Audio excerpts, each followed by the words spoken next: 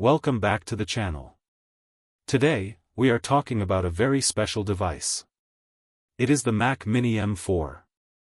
Specifically, I am using the base variant. I have been using this machine for exactly 1 year now.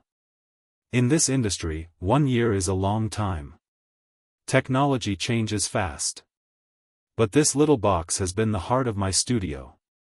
Every single video you see on this channel was edited on this Mac Mini. Even the video you are watching right now is being processed by it. Many people ask me if the base model is enough. They want to know if it slows down after months of heavy use. I decided to make this video to give you the honest truth. I want to share my experience. I want to tell you about the problems I faced. I also want to tell you about the benefits. If you are thinking about buying one, this is for you. If you already own one, you will see what to expect in the future.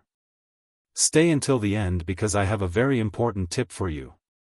It might save you a lot of money and regret. Let us start with the first major issue. This is the biggest hurdle for any base model user. I am talking about storage.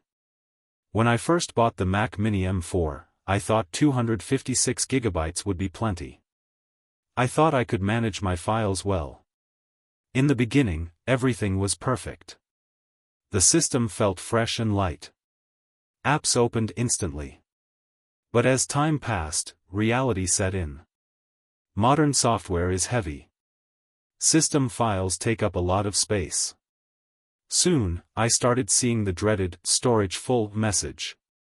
This is a common problem for Apple users. You start deleting files just to keep the machine running.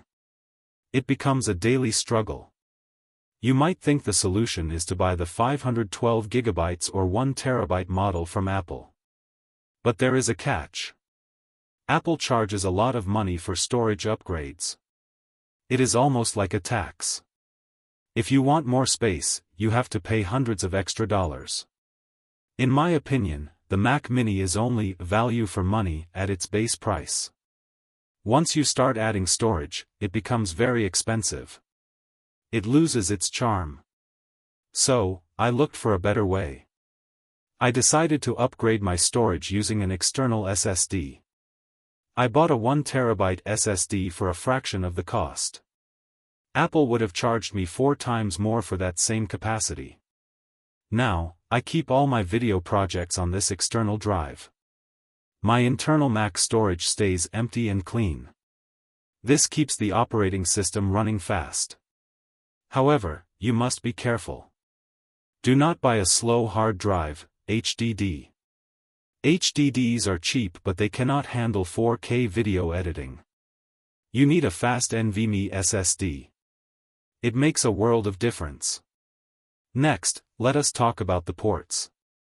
This was another surprise for me. When I saw the design, I thought I could make it work. But after a year, I can say it is difficult.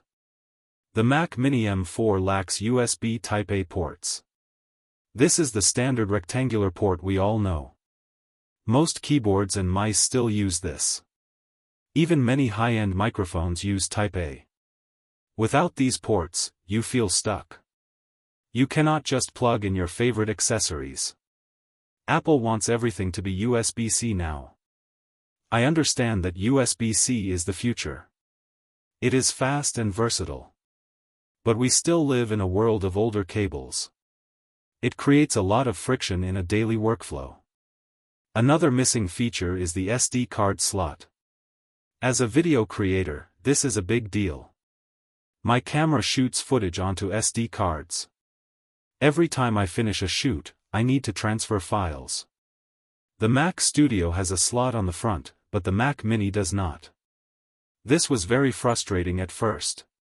To solve this, I had to buy a USB hub.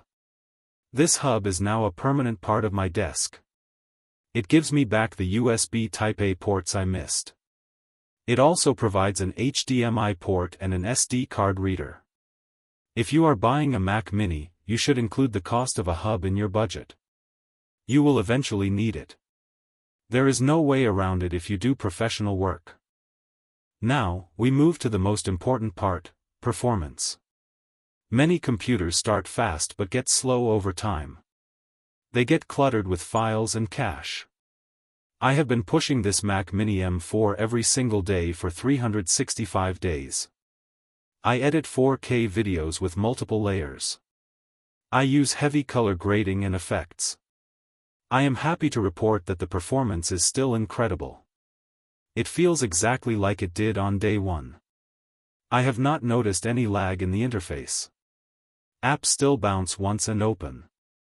This is the magic of Apple Silicon.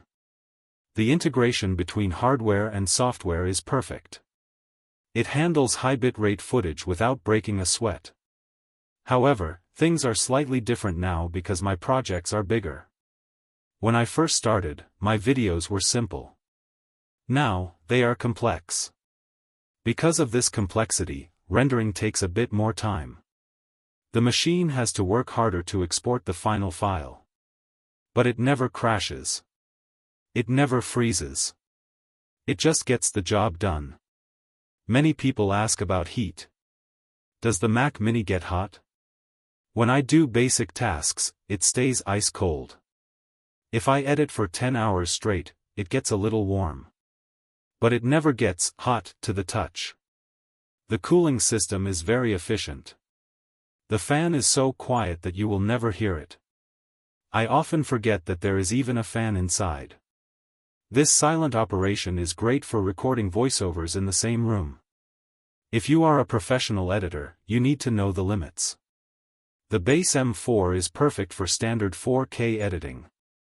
If you are working with 3 or 4 streams of video, it is fine.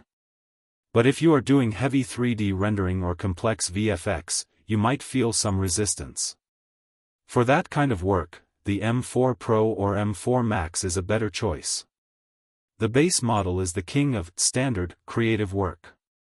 It can even run software like Blender for basic 3D tasks. Apple mentioned this during the launch, and they were right. It is a very capable machine for its size.